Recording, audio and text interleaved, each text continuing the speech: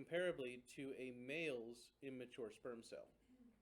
So a mature ovum is more sensitive than a mature sperm cell, right? Mature ovum is here, number 4.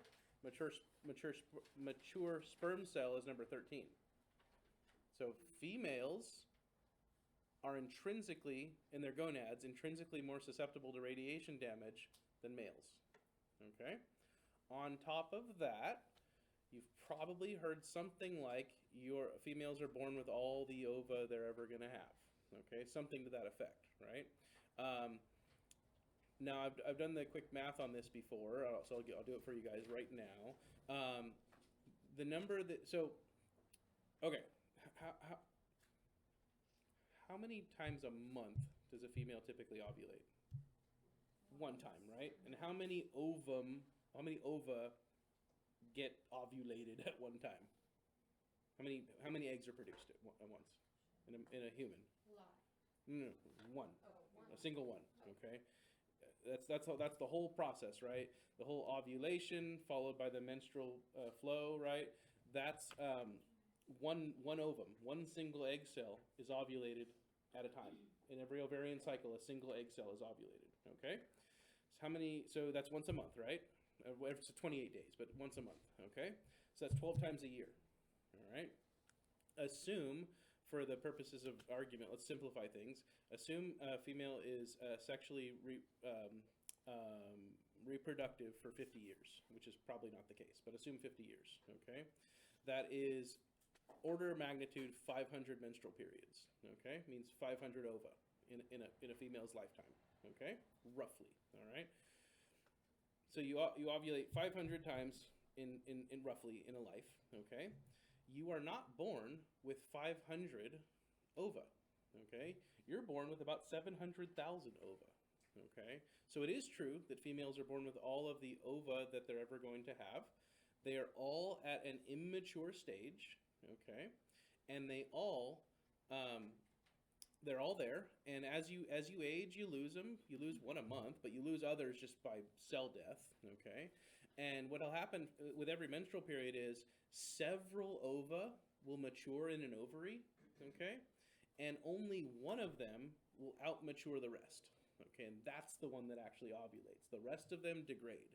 That's why you're born with several 100,000 of them, because a lot of them just get wasted in this process of several of them maturing and then the rest degrading while one is actually ovulated. Now, there are rare-ish cases where multiple, 2, 3, 4, and then you get in vitro fertilization, you get even more, right? That's where you get like the Octomom and John and Kate plus 8 and all that from, right? Or people that have identical twins. Fraternal twins are a different thing, right? But identical twins, right? Multiple ova being fertilized simultaneously, right? Your identical would be split.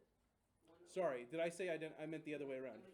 Sorry, thank you. So fraternal from two different ova. Thank you for that. I was backwards. So fraternal from 2 different ova, right? Identical is the single one being split. Appreciate that. But you get the idea, right? Is that you're born with several 100,000 females, and you mature roughly one every menstrual period, on order of magnitude roughly 500 in a lifetime, okay? Males are maturing millions of sperm cell all the time, okay? And they're degrading. They're just either being used or not, right? And then they degrade, okay? Roughly, you start off with a sperm cell, and roughly within 90 days, that one's going to be matured and gone. Okay, so males can get irradiated, their testes can get irradiated, they can wait a period of time, and a period of time passes, and then there's all brand new sperm cells, okay? Females don't have that luxury, okay? The ova that you're born with are all the ones that you'll get, okay? Now they're in some immature state, but that means that they're more susceptible to radiation damage, right? Males continue to mature them regularly and for the entire life of the male, but they're always being produced, where females are doing a similar thing, but you have like a set amount of them, right? You're not making them from nothing, okay? So for that reason, females' reproductive systems are more susceptible to radiation damage than males' reproductive systems, okay? Over short periods of time, we're like similarly susceptible, but all a male has to do is wait enough time for those sperm cells to clear their system and new ones to be produced, new undamaged ones to be produced. Where females, they're just all there to begin with. Okay, good. So there's more susceptibility in females than males. The gonads are going to be a huge subject, going forward, because they're some of them. I mean, you look, they're 4 and 5 on the list, right? They're some of our most susceptible cells in our body. Okay, so we worry about exposure to those. Interestingly, I'll bring this up in a later lecture. An organization called the NCRP, National Council on Radiation Protection and Measurements, puts out what they call reports roughly every 10 years, and we get a lot of our the ways we operate based on these reports. But they put out a statement every time they learn something interesting. Okay, they put out a statement a few years ago stating that we should probably stop shielding the gonads. Okay, and they gave good reasons for it, and I'll explain those in the future here. But yeah, so we have new conflicting information. Okay, it has to do with our understanding of sensitivity is from, as you just learned, from over 100 years ago, right? Well, a little less than 100 years ago, right? From 1906, right? Bergoni and Trabando is 1906. That's our modern understanding of sensitivity that we actively use in medicine comes from studies done in 1906 and 1925, right? So they're saying that, hey, we've learned some new stuff since then, okay? And they're saying that, hey, X-ray techs aren't very good at shielding. This is what the report literally says, and it's not our fault. It's primarily for females, because males' testes are external and we can see them. I mean, in principle, right? You kind of know where they are at. But females' ovaries are all over the place. Okay, they did ultrasound studies. I'll show you this study next time. I'll print it out and give it to you guys, and we'll talk about it. But they did ultrasound studies of hundreds of females, and then plotted the location of their ovaries on a graph. And you can see the ovaries just show up all over the place in females, where males are pretty typically all in one spot. So if you shield where you think the ovaries are, they have a very low chance of actually being where you think they are. Okay, and on top of that, shields block some of the stuff we're trying to see. Okay, and so for that reason, there's a new statement coming out recommending that we kind of stop shielding under certain circumstances. Okay, so I'll explain that. So again, this is how science works. There's going to be contradictory information, and we always try to adapt to it, adapt when there's new information coming out. Currently, we still operate in this way using our 100-year-old understanding that the gonads are the most sensitive cells in the body, and I think that statement's probably not going to go anywhere, right? Gonads are some of the most sensitive cells in the body. That's a pretty acceptable statement under any circumstance. Good. And I want to focus now on one here, number 3, the lens of the eye. Okay, the lens of the eye is a big exception to this rule. Okay, so let's look at it. So exceptions. There's 2. The number 2 is not that big of an exception. The main exception here is the lens of the eye. The lens of the eye is highly sensitive. You just saw it was on the list, number 3. It's nearly one of the most sensitive structures in the body. But it's highly differentiated. So it doesn't really follow Bergoni and Trabando's law. Lens of the eye, highly differentiated, but also highly sensitive. And interestingly, not that proliferative too. So it's not due to the cell rate. It's just a highly sensitive structure. So you think cataract when you think lens of the eye. Okay. Oocytes in females, non-proliferating, but highly sensitive. These ones are going to follow more like the Ansel and Weidenberger story, right? They don't divide a lot, but whatever damage happens to them, when they do divide, the damage shows up. Okay, so highly sensitive because when they divide, when they are ready to mature. So oocytes in females get sort of stuck in this little interim stage of maturing until puberty, and then one ovulation per month. But they're non-proliferating for a long period of time, and then they begin to proliferate slowly after puberty. The ovulation cycle starts to take place. They're non-proliferating, meaning they're not dividing as much as other cells in the body, but they're undifferentiated. They're non-specialized, so they're easy to hurt. Okay, These follow more the Ansel and Weidenberger story, is that when they divide, that's when the damage shows up. Okay, so highly sensitive. Bergoni and Trabondo's law is a general rule, not a universal law. We call it a law, but you know, it's just a label.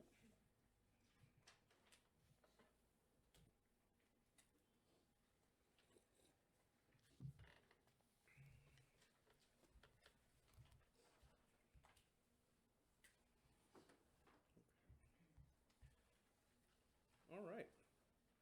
So we're doing good so far. That's our end of discussion about cell sensitivity. We will come back to that in upcoming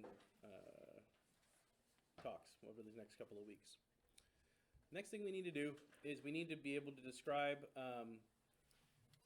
dose versus response and how that shows up when you plot it on a graph. Okay?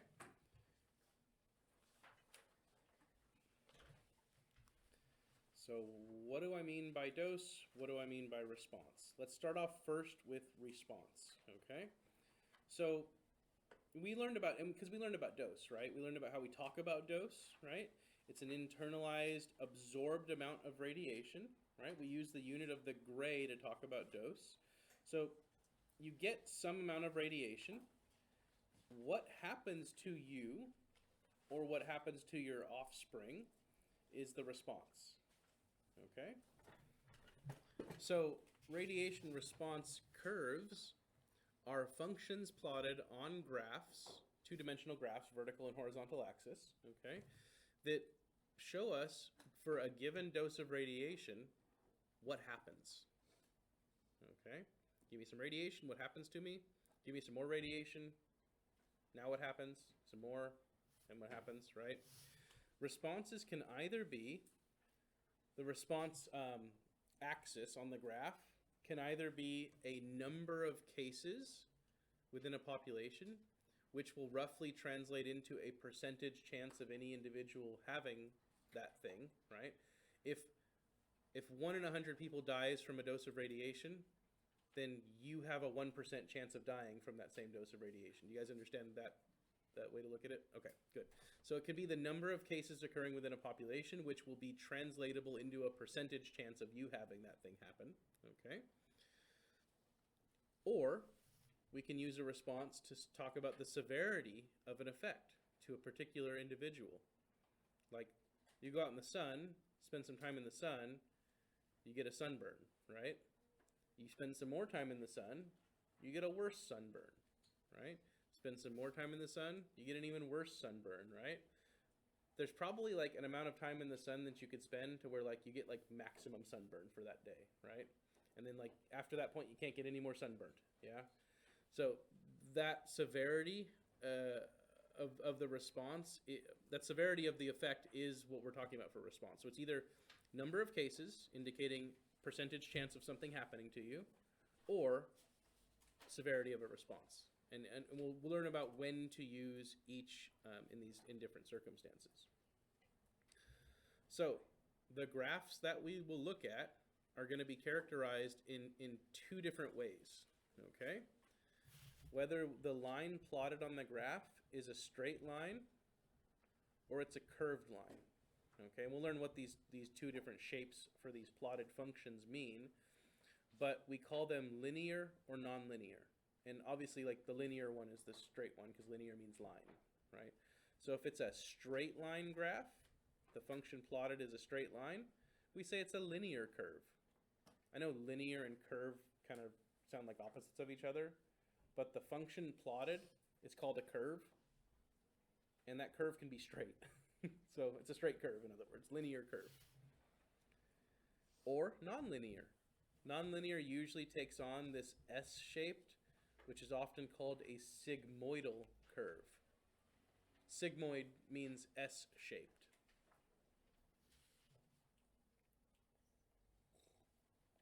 So your plotted, and we're going to describe these in a little bit here. We're just getting the terms out of the way, so when I start saying threshold nonlinear, you don't panic. So, okay, linear versus nonlinear, straight line or curved line. And then the effect can either have no threshold as in anything more than 0 dose causes the effect, okay? Or it can have a threshold, as in if you give me a little bit, nothing happens. Give me a little bit more, nothing happens. But once you pass a certain threshold, then something starts to happen, right? So like, I go outside for 5 minutes. Am I likely to develop a sunburn? No. I go outside for 30 minutes? Maybe, right? That might be my threshold then, okay? Let's say 30 minutes in the sun is my threshold. After 30 minutes, I get a sunburn, right? Put me out in the sun for an hour, I get a lot more sunburned, right? Put me in the sun for 2 hours, and I get significantly more sunburned, okay? All of a sudden, the response starts to pick up pretty rapidly, okay? Okay, so we're going to talk about that too. So your graph can either be linear or nonlinear. Linear curves indicate a proportional relationship. If that line goes up at a 45-degree angle, that's telling us that double the dose has double the effect. Quadruple the dose has quadruple the effect. That's a proportional change. Like what's shown on these first two at the top. If the graph has a curve, an S-shaped curve to it, non-linear, that's indicating the response follows a exponential change.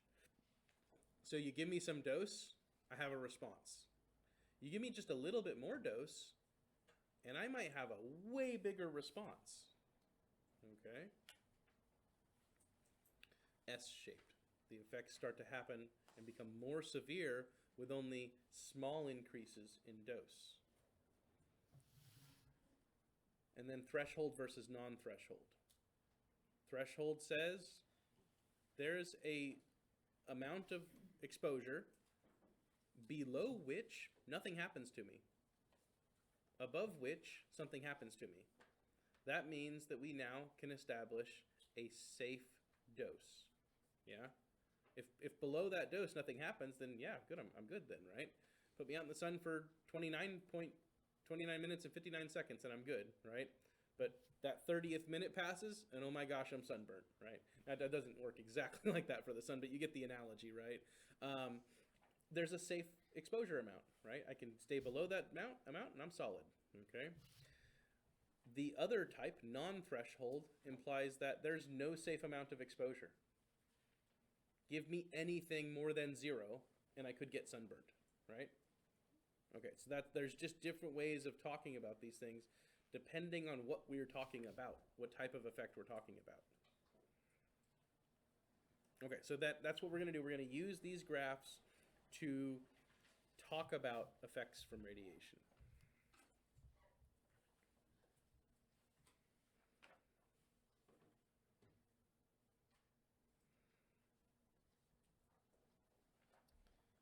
Okay.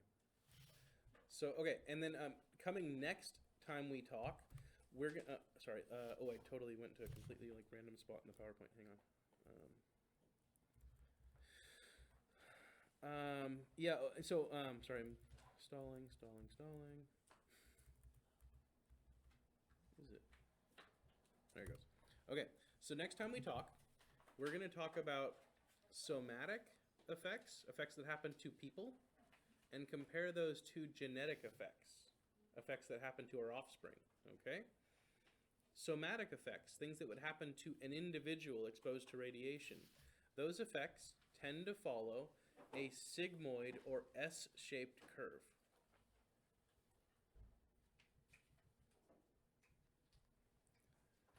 So, all right, so like this here has, it doesn't matter what the effect is. It could be sunburn if you like, but whatever the effect is, regardless of what the actual response is, the response is plotted is on the vertical axis, okay?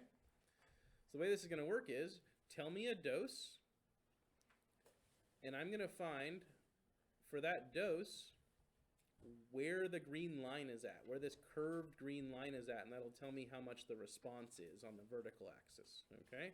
So for a dose of 0, there's no green line. The green line runs flat, okay?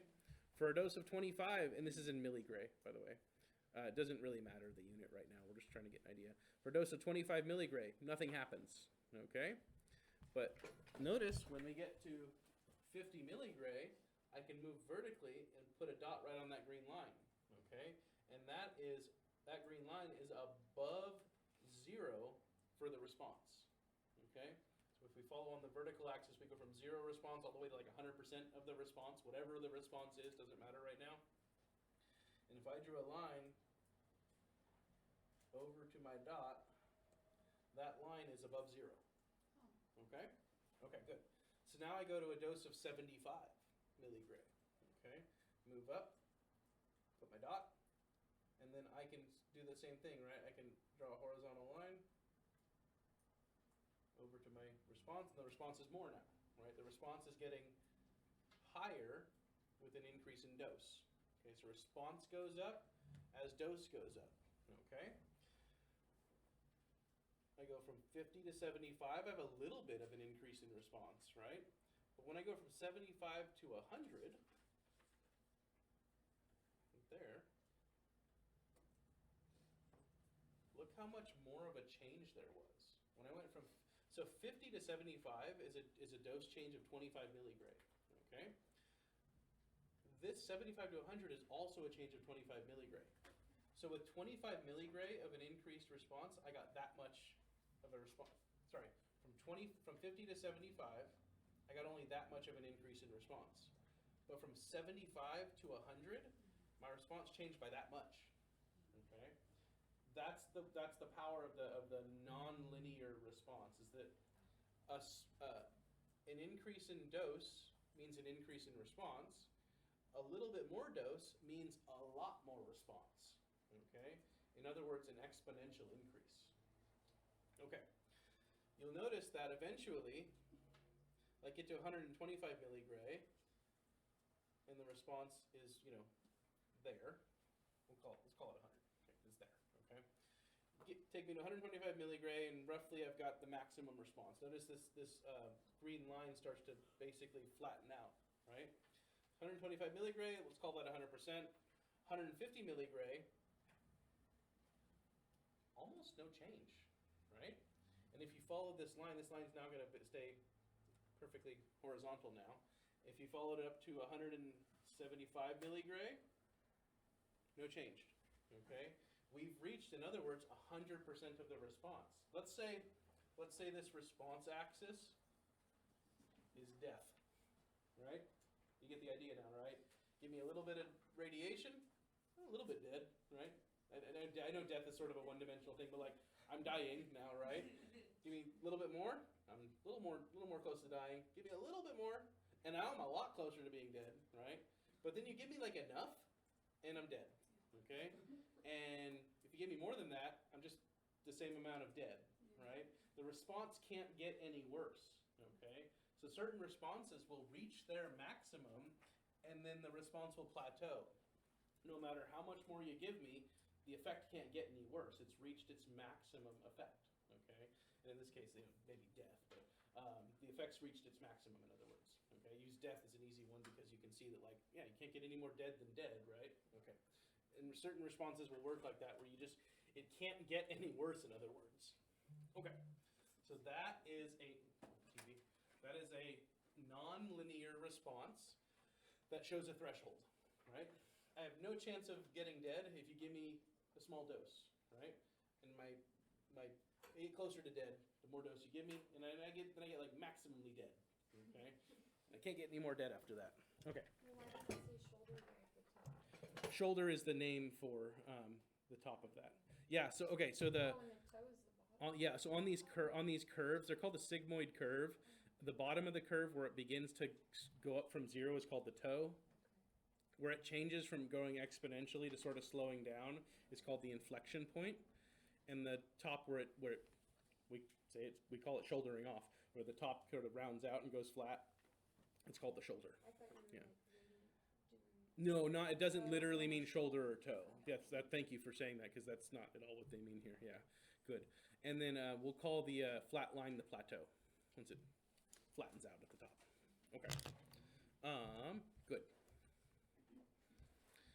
So it says right here, most somatic effects follow a sigmoid S-shaped curve.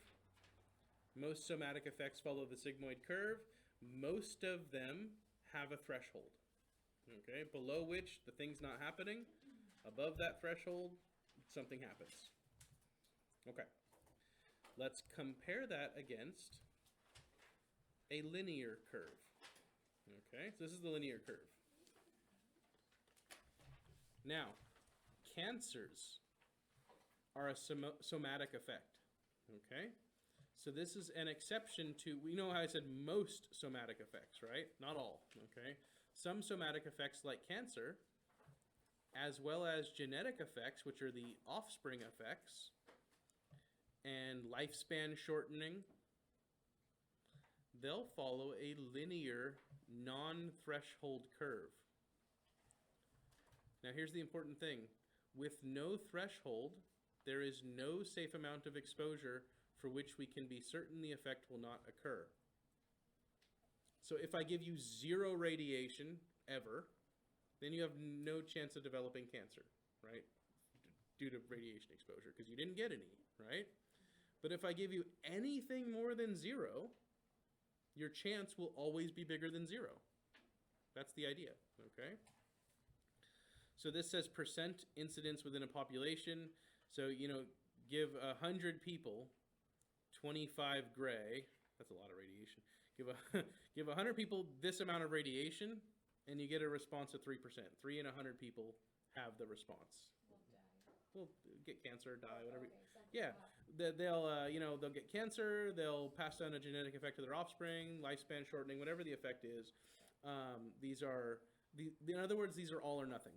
Okay, this vertical axis percentage incidence is not saying how bad your cancer will be.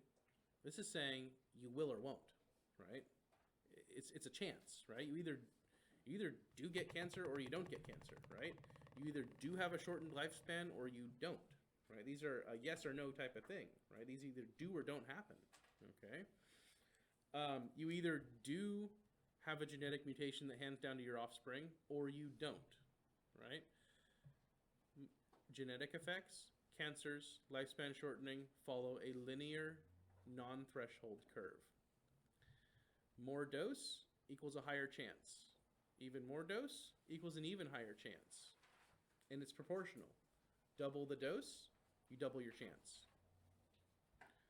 Notice, okay, so let's look at it real quick here. Notice again, it doesn't matter what the thing is that we're talking about. Okay, what the thing is that we're talking about happening, but notice at the dose of 25, we have a chance of 3%, right? At the dose of 50, your chance goes up to 6%. So double the dose, double the response. So the dose goes to 100, what will the percentage be? 12%, right? So you go from 50 to 100, and your response is your percentage chance is going to be 12%.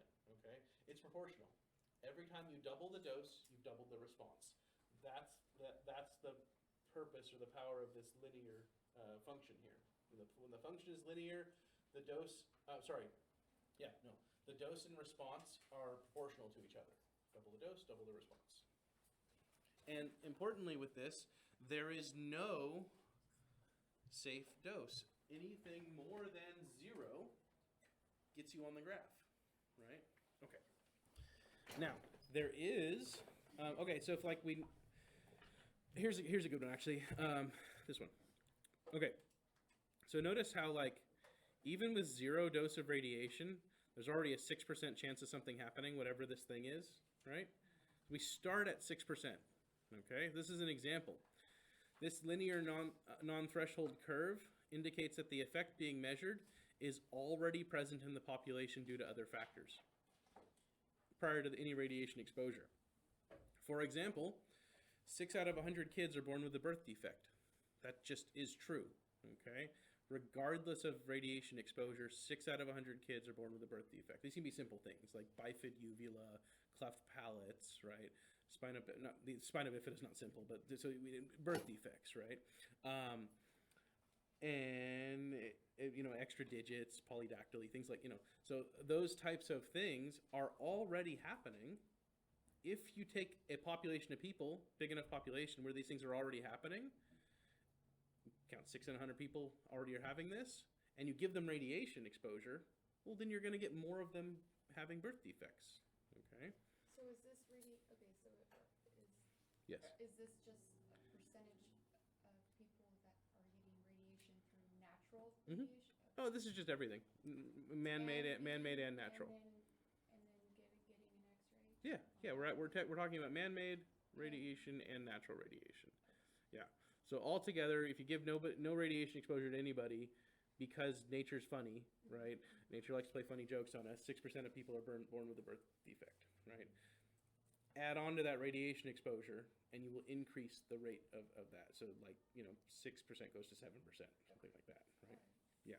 But the idea is that in the real world, bad things are already happening without radiation, right? You add in radiation and, increase the rate of these bad things happening. Okay.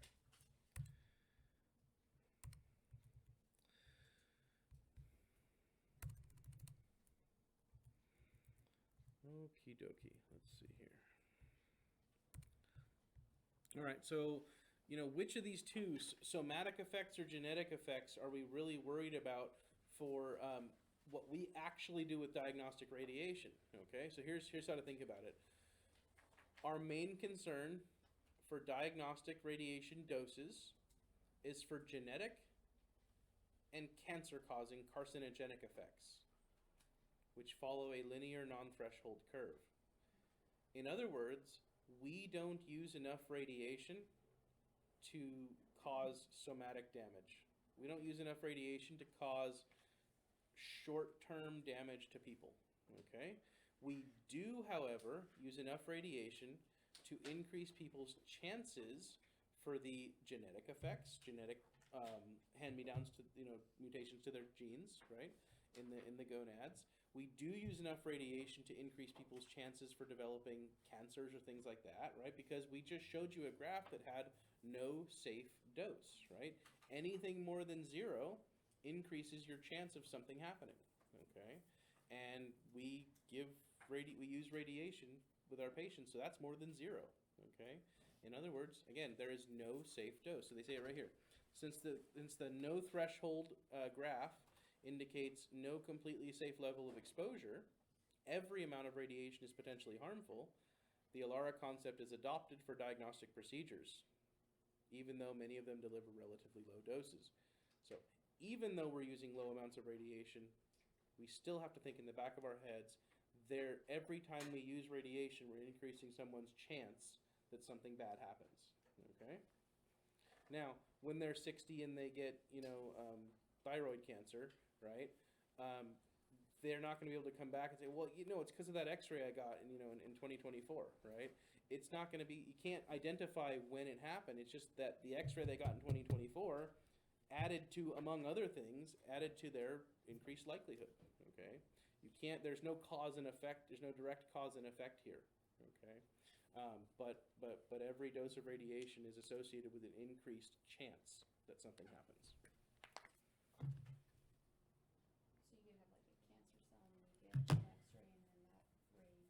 Maybe. Like amplify it. Maybe, yeah. Yeah. I mean, so that person maybe were going to get cancer already, right? Maybe it's because it's hard to say. It's impossible to say the cause and effect. All we can say for certain is that every dose of radiation increases someone's chance of something happening. It's all about chance, right? Less radiation, less chance. More radiation, more chance. Yep. In this case of carcinogenic, cancer-causing, and genetic effects, birth defects, hand-me-downs to our offspring, all we can talk about is chance. We can't say yes or no, for sure or not. We can just say increased likelihood or decreased likelihood, okay? And that's not fun to have to talk about things like, because people like certainty, right? You talk to a doctor and you say, well, this medication will make me get better. Like, oh, there's a chance it'll make you get better. What do you mean there's a chance? I mean, am I going to get better or am I not, right? Unfortunately, that's how science works in a lot of cases is we talk about chances, increased chance or decreased, increased likelihood or decreased likelihood. Okay. Let me offer a little bit of comfort here. about 90% of somatic damage is repairable. So 9 out of 10 mistakes that happen in the body are fixed, okay? But that means that 1 out of 10 are not, right? And 10% still something, right? So 10% of somatic damage is not repairable. So 9 times out of 10, something goes wrong, your body's fixing it. Usually does it by destroying the cell, okay? Programs the cell to die, kills the cell, body moves on, okay? You're never going to notice if a single cell dies, right? You can't, right? You have too many of them. But you may notice after a lifetime of this happening that certain things are going wrong. And those are cancers and other effects. Okay. 90% of somatic damage is repairable.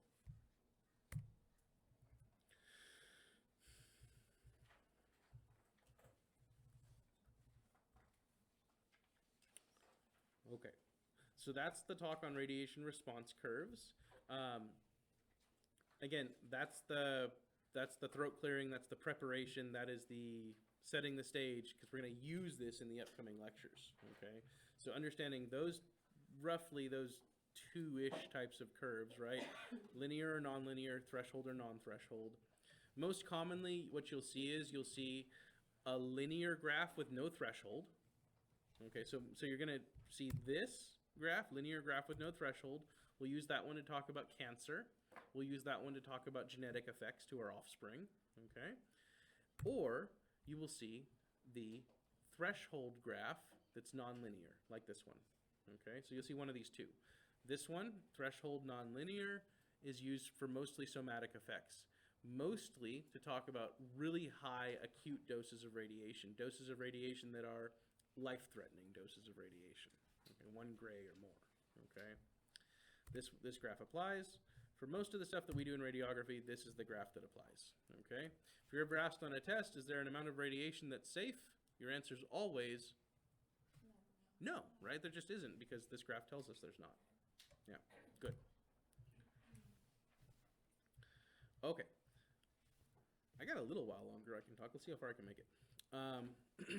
We need to get into our next section here, which talks about the theory of cell damage. Now we're going to talk about, we learned about DNA, right? Learned what it is, kind of how it does its thing. So now we're going to talk about how radiation, at least in some ways, how radiation can harm DNA. So you know that, and remember, when I say radiation, I'm meaning ionizing radiation. X-rays, gamma rays, alpha particle, beta particles, right? All these harmful forms of radiation, these kind can cause damage to our DNA, okay? So let's talk about what we call target theory for damage, okay? So we say there are certain molecules critical to the survival of the cell. These are designated as target molecules. If a non-target molecule takes a hit from radiation, any damage would be sublethal to the cell. When we say hit with quotations around it, we mean unrepaired functional damage to a chromosome, importantly, that results in deactivation of a portion of the genetic code. If the DNA gets struck by radiation and it doesn't change in any way, then that's not a hit, okay? The word hit is a technical term that we use to mean unrepaired damage to the function of a chromosome. Okay, so hit is a technical term, it's not just an informal term. And importantly, a hit is not caused by a single ionization event. It could be, but a hit is typically, what we mean is many, many events happening in and around the DNA causing a change to the DNA, a permanent, functional, structural change to the DNA. Okay. These hits can either be direct or indirect. This is what Ansel and Weidenberger were getting at, direct or indirect, okay? A direct effect is the radiation, whichever kind it is, strikes directly the DNA molecule. How much of our body is nucleic acids? One of the first things we said, 1%, right? So as a chance, it's like a 1% chance of hitting, right? If only 1% of you is DNA, then really if you shoot some radiation at you, there's like a 1% chance of hitting the DNA, right? But you're 80% water, right? So direct effects are rare because direct effects require that the radiation actually hit the DNA, and that's rare, okay? Direct effects, direct strikes to the DNA, causing changes that change the structure and function of the DNA. An indirect effect is when the radiation strikes the water near the DNA, and you are 80% water. So it's way more likely. You have an 80% chance that the radiation is going to hit water and a 1% chance that it's going to hit DNA, right? So there's just a bigger likelihood that the radiation will strike the DNA, the radiation will strike the water than it will strike the DNA. Okay, good. So indirect effects, if you're asked on a test, which is more likely, an indirect effect or a direct effect, you now know it's an indirect effect. That's much more likely because striking water is the easier thing to do. Okay. Given that striking water is the easier thing to do, let's talk about that. Let's talk about radiation hits to the water. Hits to the DNA caused by indirect effects, radiation hitting water. Okay. Radiolysis of water, or radiolysis if you like. But the word radio means radiation, lysis means breakdown. So, in other words, the breakdown of water due to radiation exposure. And you might go, it's just water, how harmful could it be, right? But as you probably learned when you read, water, H2O, hydrogen and oxygen, hydrogen's highly reactive, okay? So that's gonna maybe cause us some problems. Water's a pretty happy molecule, okay? But if you break water up and put it back together in interesting ways, it can be a little unhappy and cause some harm. So we're gonna learn about that, okay? Radiolysis is also called hydrolysis from when it's specific to water. So radiation causing ionization, causing the chemical breakdown of water into various ions and free radicals. Now, an ion, I've given you that term before. Does anyone remember what an ion is?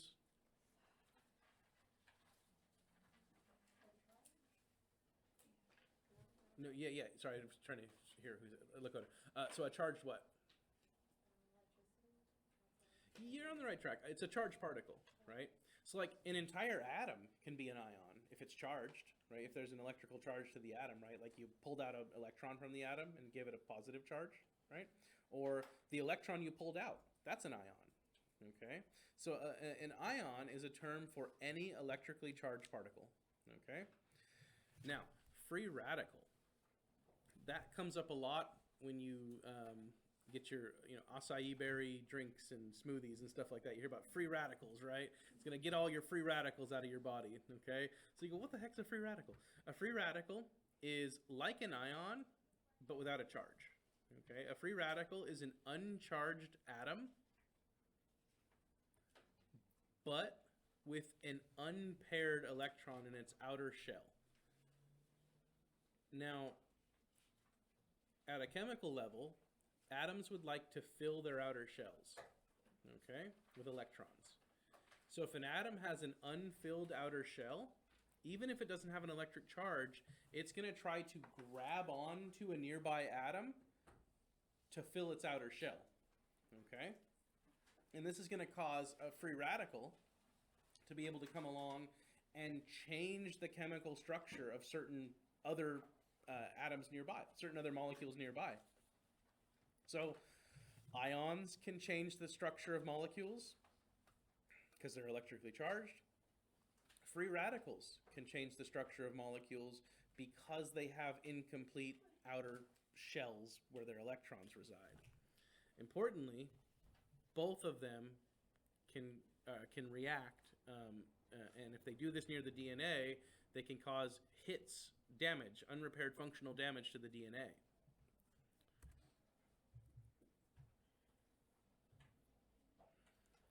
Okay.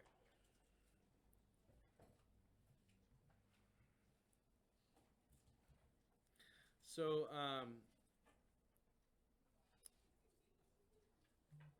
let me give you an example here.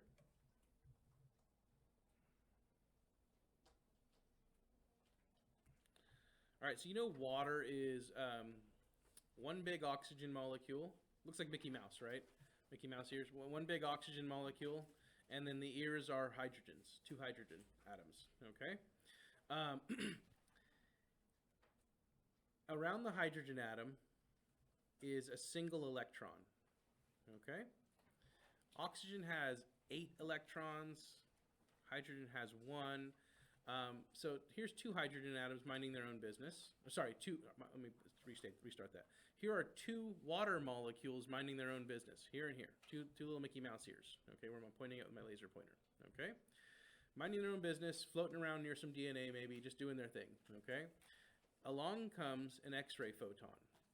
It's in the right spot at the right time to strike the hydrogen atom, one of Mickey Mouse's ears, on that water molecule, okay? When it does it, it will flick out the electron that's orbiting around hydrogen, okay? Now, oxygen is still going to hold on to that hydrogen atom, okay? So oxygen is still going to hang on to it. This oxygen molecule is still going to hold on to this Mickey Mouse ear, but that hydrogen atom has lost one of its electrons, okay? And because it did it nearby to this other water molecule, this water molecule is going to grab onto that other electron, okay?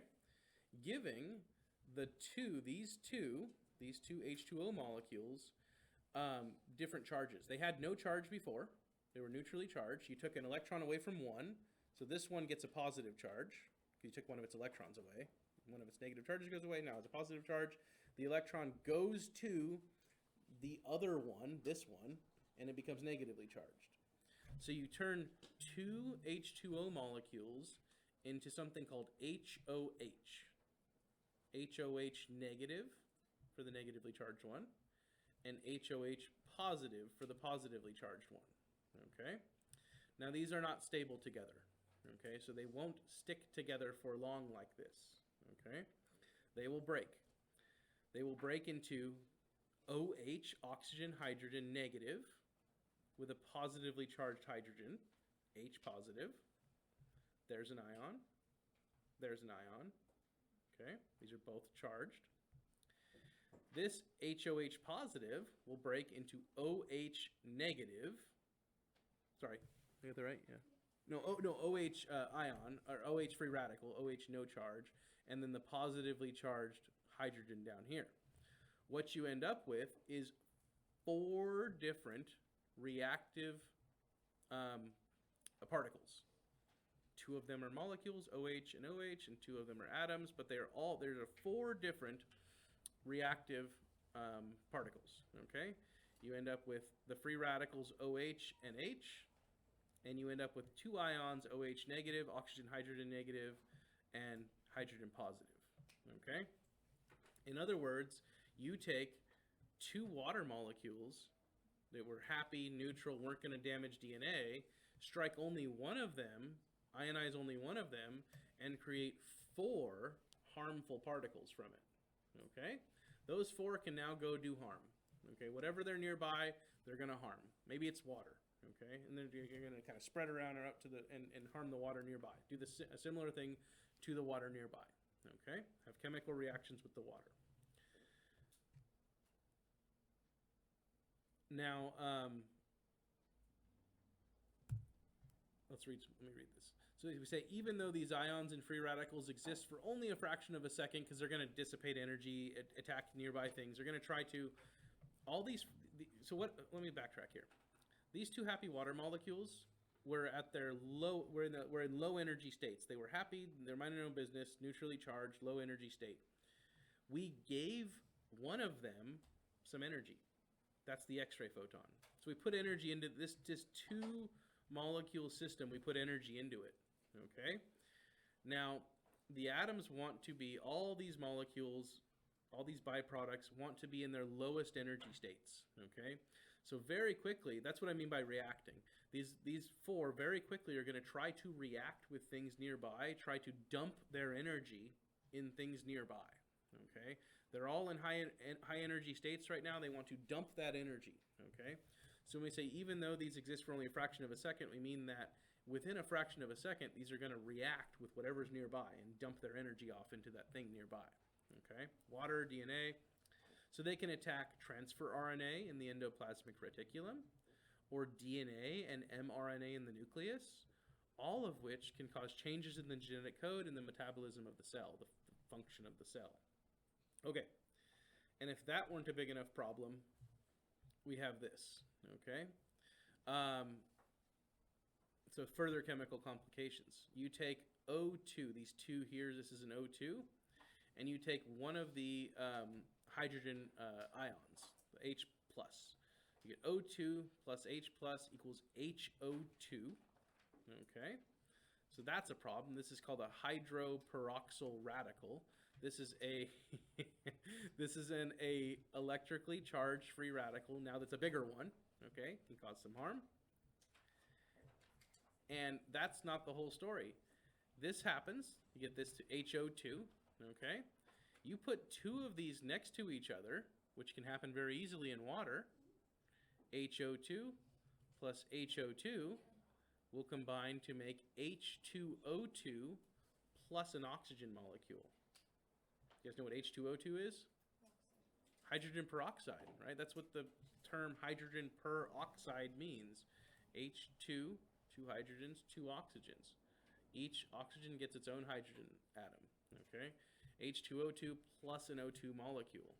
So that whole chain of events in ionizing just one molecule of water in a big soup of other molecules of water can result in a bunch of free radicals, a bunch of ions, okay, plus a bunch of hydrogen peroxide, okay?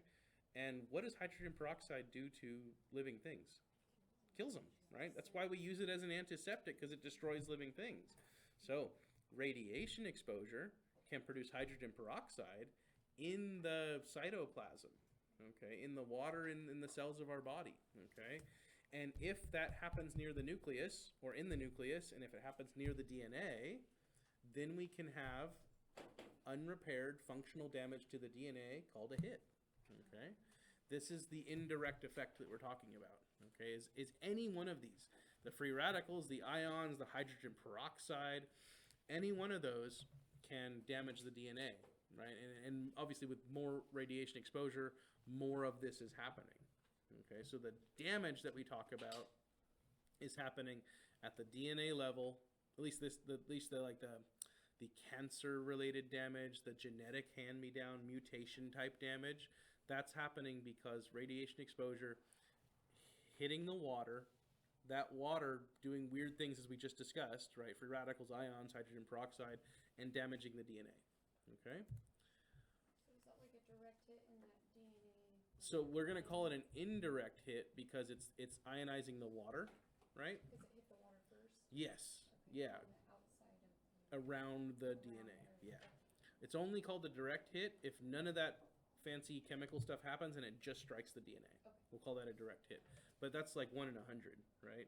8 out of 10, 80% of them are going to, 80 out of 100 are going to be indirect hits just because it's just more water, right? Yeah. And it's like, it's less of a big deal if it happens out somewhere in the cell's cytoplasm way away from everything, right? It becomes more of a problem when it happens near the nucleus. But regardless, it's a potential issue. Okay. So all of the chemical products of radiolysis of water, all those free radicals, all those ions, the hydrogen peroxide, excuse me, can chemically attack our target molecules, our DNA. And direct hits, as we have said multiple times, are a low probability event. It is just way more likely that the damage will be caused from radiolysis of water. So we better understand the water part of it. Okay. Other ways that cells can be damaged from radiation that has nothing to do with the water. Well, it has something to do with water, but it's like not damaging the water and not damaging the DNA. Cell death can occur from ionizing radiation damage to the cell membrane. If you rupture the cell's membrane, toxins can enter the cell. Cytoplasm can leave the cell can dry out, and the cell can die. So this is another way that cells can be damaged and threaten the life of the cell.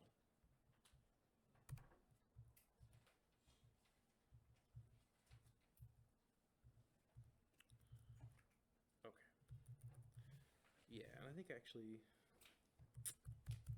let's leave it there for today. Okay. We've done a lot.